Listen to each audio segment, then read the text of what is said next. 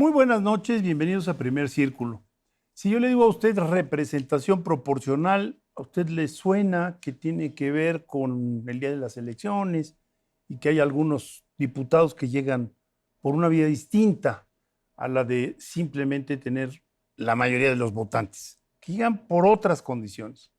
La representación proporcional en el mundo se ha extendido desde hace muchas décadas. Hay alrededor de 130 países que tienen representación proporcional y ya han cambiado. Por ejemplo, Italia tuvo en alguna ocasión simplemente representación mayoritaria y después se fueron hasta el otro lado a la representación proporcional.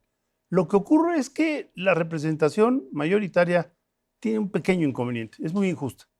Si usted gana, si el candidato gana con 2 votos, pues el resto de la población desaparece, no tiene cabida en eso que en teoría es el espejo, ¿no? Que debería haber un espejo entre la integración de las cámaras y lo que fue la votación. El Instituto de Investigaciones Jurídicas, coordinado con María Marván, que es nuestra invitada el día de hoy, publicó recientemente un libro realmente muy importante porque es un testimonio de la historia de la representación proporcional en México y de lo que vimos en el 24, que fue esta degradación, degeneración y yo diría, pues francamente, torcedura de la representación proporcional. El título, La inconstitucionalidad de la sobrerepresentación excesiva en el Congreso de la Unión. Están allí, ustedes lo van a ver, los grandes especialistas en derecho electoral. Es un esfuerzo muy valioso. Hay testimonios y esto quedará, insisto, para la historia política de nuestro país. María, felicidades de entrada. Muchísimas gracias. ¿Cuál fue la motivación? Bueno, me imagino cuál fue la invitación. María, gracias por venir. Muchas gracias, Carlos. Bueno, la motivación para escribirlo y por supuesto para venir también es justamente dejar el testimonio de lo que fue la conformación de la Cámara de Diputados, sobre todo en 2024, que no fue constitucional. Es decir, se violó no solo el espíritu de la ley, sino la ley misma, y creo que en esas cosas hay que dejar testimonio. ¿Por qué no empezamos explicando qué fue lo que pasó? O sea, ¿qué es eso de que violó la Constitución? ¿Por qué sucedió algo así? ¿Qué es lo que debía haber existido y qué es lo que tenemos? Y luego nos explicas por qué. Creo que tendríamos que empezar un poquito por decirle a nuestro público, porque a veces cuando uno se dedica a esto piensa que todos entendemos lo mismo, que en México tenemos un sistema mixto electoral, representación proporcional y mayoría relativa. Ahorita decías muy bien, Federico, son ya muchos los países que tienen representación proporcional. Si vemos en un periodo largo en la historia, siglo XIX, siglo XX, todos empezaron por mayoría relativa, absolutamente todos empezaron por mayoría relativa. Porque creo que no nos ha quedado. Quiero dejar muy claro que es eso, mayoría relativa. Mayoría relativa es que el que gana, es decir, que se compiten entre 2, 3, 4, los que sean, y el que gana por un voto. Puede ser que ganó el 35%, el otro el 34%, se lo lleva, como decía Federico, todo. Es decir, un partido, hipotéticamente, que gana con el 25% los 300 distritos que tiene México de mayoría, y el segundo lugar se lleva el 34%, se llevaría los 300 distritos. Es un caso hipotético, exagerado, pero para evitar... Pero suele suceder. Sí, para evitar las distorsiones que te genera eso, se inventó la representación proporcional. ¿Para qué? Para proporcionar, para balancear, para evitar que un grupo se lo lleve todo. Y en el caso mexicano son 200 diputados de los 500 de representación proporcional. La mayoría relativa protege mayorías, precisamente, y la representación proporcional protege minorías. Exacto. Por eso en México tenemos el sistema mixto, porque después de tener congresos en donde con el 70, 80% el PRI obtenía el 90% o más de las curules, o el 99%, ¿sí? Entonces, los partidos de oposición, las oposiciones, sobre todo cuando estás hablando de un sistema no bipartidista, sino pluripartidista, pues podían haber obtenido el 15%, el 30% de votación y haber obtenido solamente el 3 o 4% de curules en el Congreso. Eso se supone, bueno, no se supone, es muy desfavorecedor para las minorías. Y para la representación, porque como decía Federico, nuestro Congreso debe ser de alguna forma un espejo de nuestras preferencias electorales. De hecho, por eso nos preocupa tanto, para poner un ejemplo que hoy todo el mundo entiende, que haya candidatas mujeres, ¿sí? La idea es que en el Congreso haya más o menos la misma cantidad de hombres que de mujeres, porque en el país hay más o menos la misma cantidad de hombres que de mujeres. Lo mismo pasa con la representación proporcional.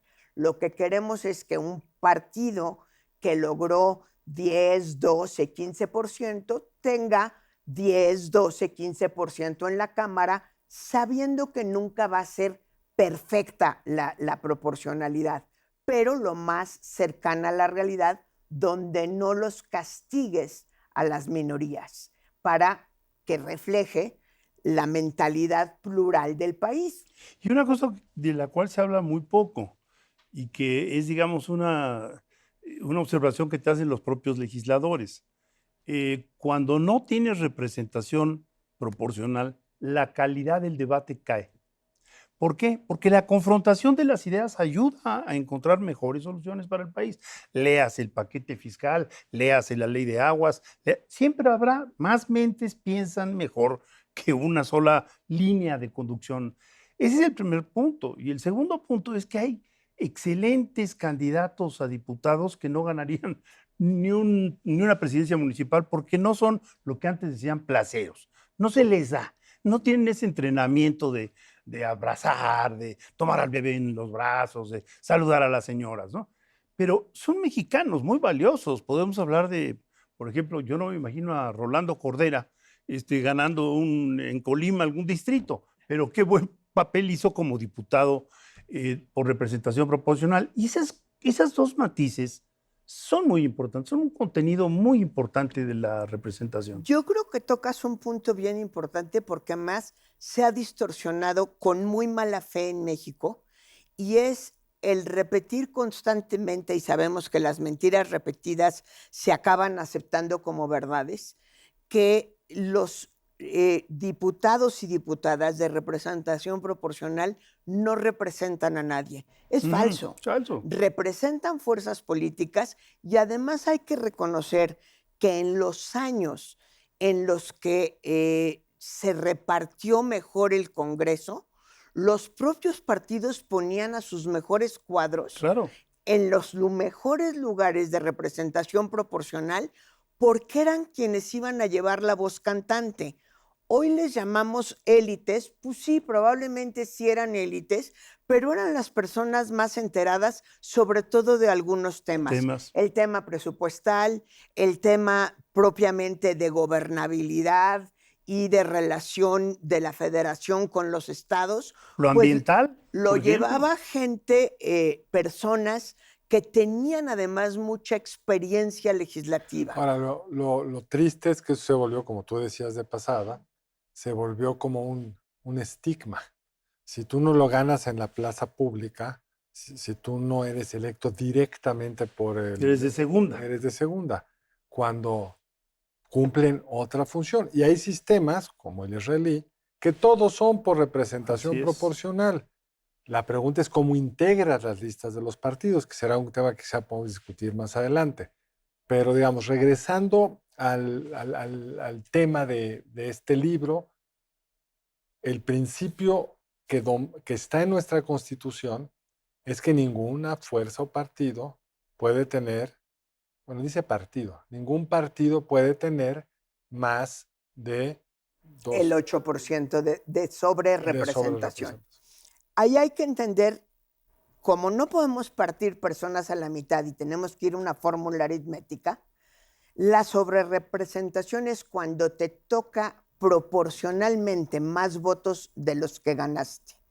Siempre que hay, aunque sea un solo punto de sobrerepresentación, hay uno de subrepresentación, porque a alguien se lo robaste. estamos dividiendo 100 entre los que hay.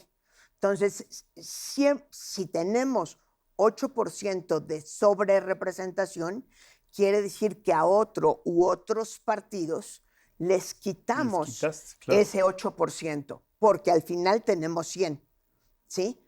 Entonces, tienes fuerzas políticas premiadas y tienes fuerzas políticas castigadas.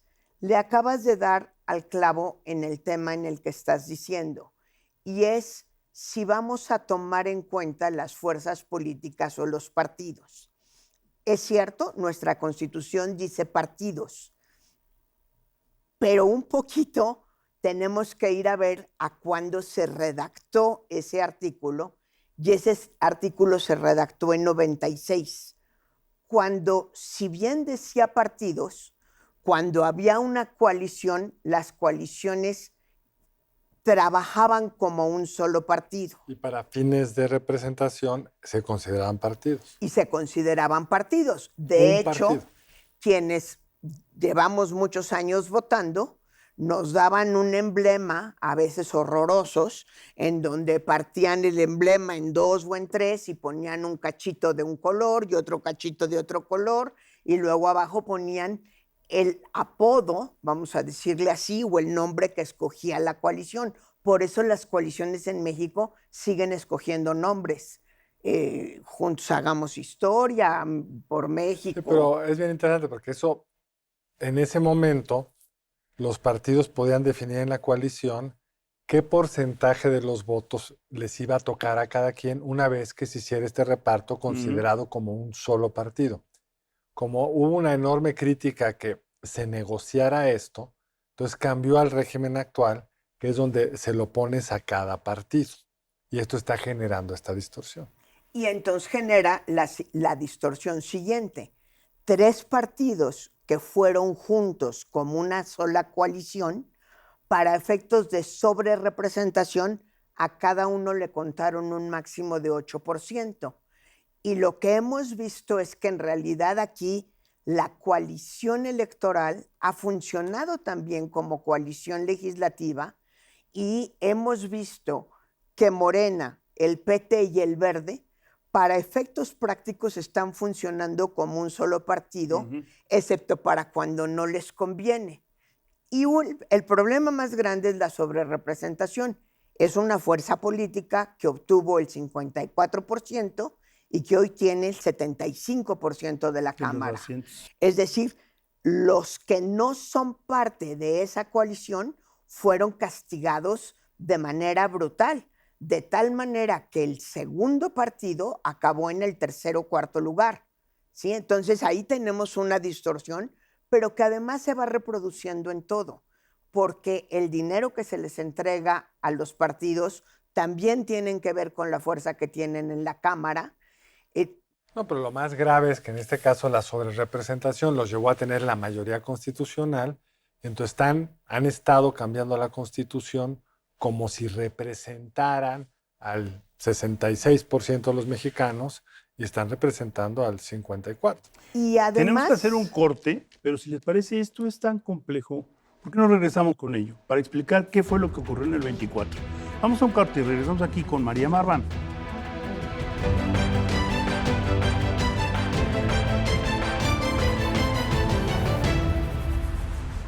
Regresamos aquí en Primer Círculo con María Marván y nos habíamos quedado justo en ese entramado de cómo demonios del 50 y tantos pasamos al 75% de los asientos en la Cámara, que tiene que ver con estas coaliciones y no coaliciones, dependiendo de los intereses. ¿Por qué no lo volvemos a poner en la mesa? Porque creo que es importante que la ciudadanía lo comprenda. Creo que hay que entender mucho las reglas de las coaliciones en México. Como decía Carlos hace un momento, antes funcionaban como un solo partido y era un acuerdo de cuates, de camarillas, el decir cuánto te voy a dar.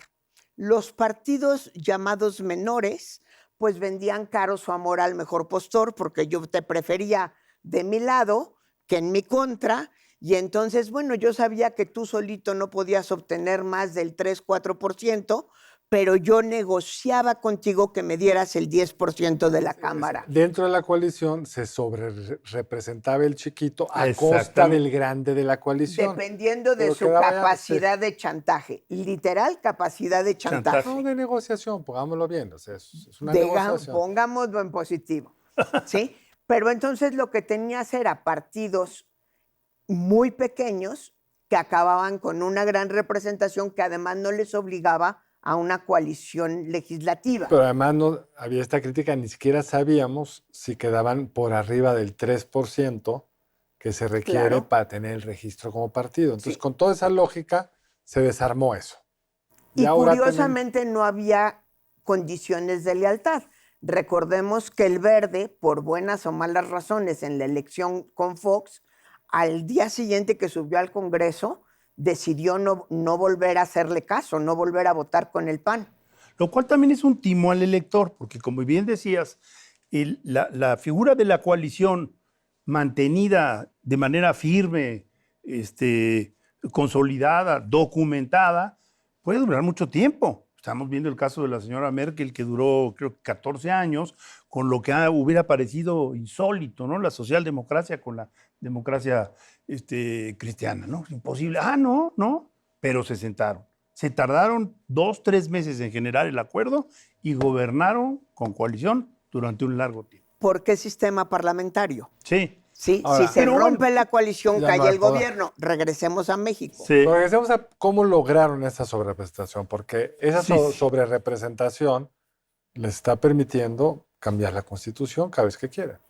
La sobrerepresentación, para decirlo de la manera más sencilla, la lograron diciendo, no somos coalición, somos partidos, nos toca 8% a cada uno. Cada uno puede tener hasta un 8%. Cada uno puede tener hasta un 8% y justo lo que decíamos hace un momento es, si tú multiplicas 8 por 3 son 24, 24. ¡Qué sorpresa! La sobrerepresentación es de 22. Y quizá conviene explicar cómo se logra. Como les fue muy bien en los diputados de mayoría, y además de esos 300, y Morena, para que los otros tuvieran suficiente, les dio más de los que hubieran ganado, digamos, dada su proporción de voto. Entonces Morena tuvo menos de los de mayoría, los otros tenían mucho, y cuando llega el conteo de representación proporcional, pues te toca tal proporción, pero no te castigo, porque tú puedes tener hasta 8, tú hasta 8, tú hasta 8, y acabaron con esta manera constitucional. Pero tú decías que esto no solo viola el espíritu de la Constitución,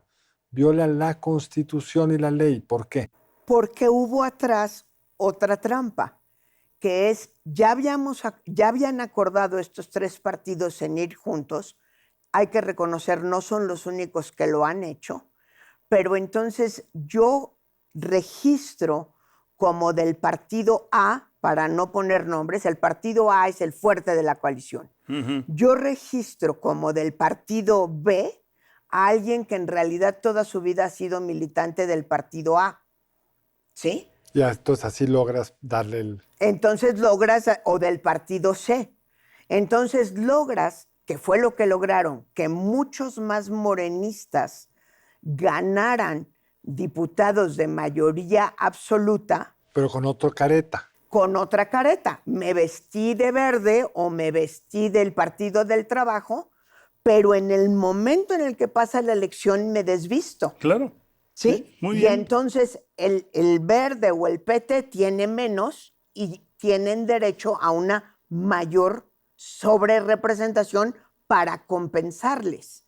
Y llega un momento en que no te alcanzan las diputaciones para compensarles a todos y entonces castigas a los chicos y premias a los grandes. Ahora, esta decisión pues, fue controvertida y llegó al Tribunal Electoral, que aquí se discute.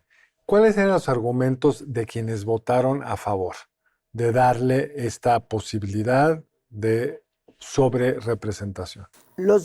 A ver, también hay que reconocer que esto ya se había hecho. Sí, se no hizo fue en la el- primera vez que se hizo. Con Peña Nieto en el 2000. En el 2012, que fue Y sobre todo en el 15. el gran inventor de estarse prestando candidatos para después También con el verde. cambiarlo. También con el verde. También con el verde, no es casualidad. ¿Sí? El Partido Verde ha sido el el gran inventor de las grandes trampas electorales en este país, hay que decirlo con todas sus letras, ¿sí? Entonces, llega un momento en que el absurdo fue tal en las intermedias, tanto del 15 como del 21, que se trató de corregir. Y hubo propuestas interesantes. En el propio libro viene un artículo escrito por la consejera Claudia Zavala, que dijo, a ver, como abogados, lo que tenemos que hacer es entender las realidades y darles consistencia jurídica. Vamos a interpretar la ley de tal manera que a todos los actores les hagamos el menor daño posible y no que claramente esté todo a favor de quien tiene la mayoría para generar una supermayoría, ¿sí? Entonces, sí había alternativas que el tribunal no quiso escuchar, porque también hay que reconocer que en la elección de 24 tuvimos un tribunal ya muy disminuido en su autonomía. Sí. El tribunal, desde la conformación del tribunal, se estuvo pegando a la legalidad, no solo a la legitimidad del propio tribunal. Además, hicieron muy bien para sus intereses en la segunda mitad del gobierno de López Obrador en no completar los magistrados que se habían ido renunciando, porque en ese entonces el mecanismo, o que habían terminado su gestión, porque en ese entonces el mecanismo de selección de magistrados pasaba por un proceso muy meritocrático dentro de la Suprema Corte de Justicia, que luego lo mandaba al Senado para que de ahí se escogieran los mejores, pero como todos venían de esa, digamos, conjunto técnicamente solventes, mejor lo congelaron y se concentraron en pastorear a los magistrados que les iban a ayudar a tener esta mayoría. Justamente, Carlos, tenían una buena combinación de meritocracia, donde la Suprema Corte de Justicia hacía inclusive exámenes a los candidatos, y después pasaba por el tamiz político, donde lo que había era una vocación de acuerdo, a veces muy complicada, pero finalmente había una decisión de aceptarnos, tenemos que poner de acuerdo para que haya un equilibrio en el tribunal y no haya una mayoría que responda a una sola fuerza. Ese fue un primer candado o una primera protección a la democracia que se rompió con López Obrador. Como no me quiero poner de acuerdo con las otras fuerzas políticas y ya tengo un tribunal cooptado en su mayoría cómodo, entonces a lo que hizo la Corte ya no le hago caso y lo dejo incómodo porque sé que de los 5 magistrados que quedan, 3 son míos y uno a veces sí y otro no. Lo dejo incompleto porque es cómodo. Lo dejo incompleto porque es cómodo y este que en realidad es una omisión gravísima. Es una omisión gravísima del Senado. Es decir, hay que entender, y creo que es parte de lo que quiere reflejar el libro, que no fue un acto el que estuvo mal hecho. Fue una sucesión de actos. Desde la lógica de ellos, fue una sucesión de actos bien hechos. Claro, porque ganaron lo que querían ganar. Porque lo planearon muy bien. Sí. Al grado de que al día siguiente de la elección, la secretaria de Gobernación, tanto tiempo que se llevó a sacar las elecciones, de la secretaria de Gobernación nos anunciaba ya la sobrerepresentación, cuando todavía no se daban ni los conteos distritales. Así es. Fue una maniobra muy bien hecha. Sí, yendo más allá de sus facultades, no es nada más una cuestión de propaganda ni nada más una cuestión de forma. La Secretaría de Gobernación y la secretaria en lo particular no tenía facultades para hacer el cálculo de cómo se repartían las curules. Y lo hizo. Y lo hizo a menos de 12 horas de haber cerrado las elecciones y con eso marcó la línea y tanto el INE como el tribunal le hicieron caso y dijeron, mira qué buena manera, vamos a llevarlo esto a sus últimas vamos a contarlo consecuencias. Vamos a contarlo así. ¿Por qué? Pues porque entonces les generó una mayoría muy cómoda. Además, quiero insistir en este punto. En un momento en el que toda una serie de acciones vienen trabajando desde el sexenio pasado en contra de la pluralidad. Claro.